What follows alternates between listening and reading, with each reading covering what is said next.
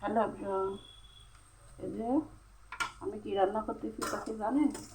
একটা অমূল্য স্বাদের একটা তরকারি। তো আমি পেঁয়াজ রসুন আর সরষেটা ভালোভাবে ভেজে নিয়েছি।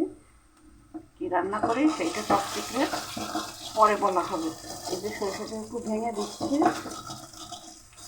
ভালোভাবে। এভাবে এটার নাম কি ওড়ং, আমাদের আঞ্চলিক ভাষা এটার নাম হলো ওড়ং। সেই ওড়ং দিয়ে সরষেটা ভালোভাবে ভেঙে নিলাম, দিয়ে এই যে বাগার দিয়ে দিলাম। কী বাগার দিলাম সেটা জানেন? এটা কচুরমুখির খাতা।